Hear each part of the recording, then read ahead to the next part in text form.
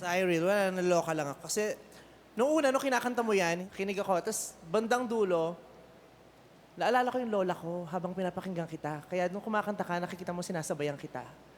Habang sumasabay ako sa'yo, naalala ko yung lola ko. Kaya nung tinanong kita, para kanino yung kanta mo, sabi mo sa lola mo, parang nasa isang linya tayong dalawa. Habang kinakanta natin yung same song, pareho yung emosyon na nararamdaman natin. And during the time you were singing the song, you were not hitting the right notes. Now I realize that you don't really have to hit the right notes all the time. You just have to hit the right emotions.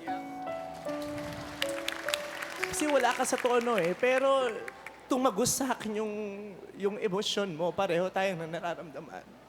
Na gusto ko rin kantahin yun ngayon na, Can I lay by your side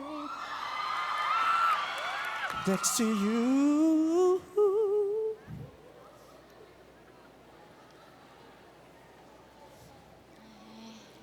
Nasaan yung lola mo?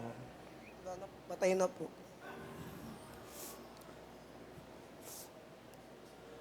But we are both very lucky kasi kahit wala yung lola natin, meron tayong magagandang alaalang nararamdaman. I just wanna hug you right now.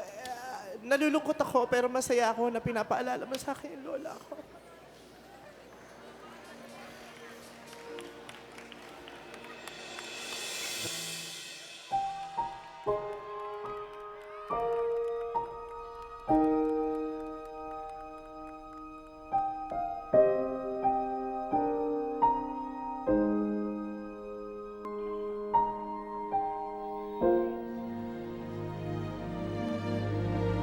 Gaganda naman talaga yung sinabi nila.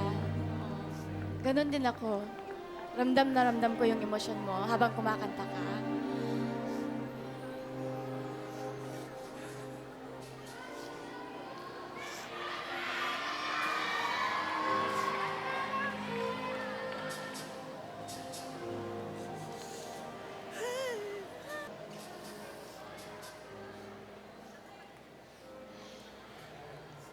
Cyril, thank you so much for this precious moment.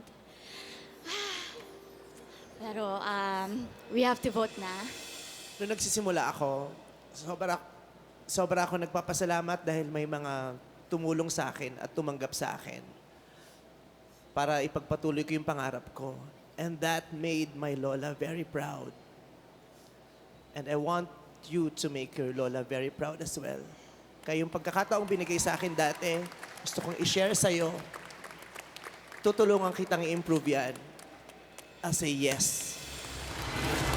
Thank you po. Cyril, you know,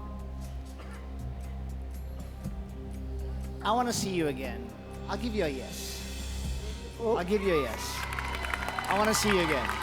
I mean, I saved you. I want to see you till the end. Let's see. Aaminin ko talagang ang laki-laki pa na dapat mong improve sa singing mo. Pero sobrang laki ng puso mo na hindi kita kayang tanggihan. So yes. Thank you po. Cyril, bibigyan din kita ng yes. Congratulations! And welcome to Pinoy Boy Mas Superstar!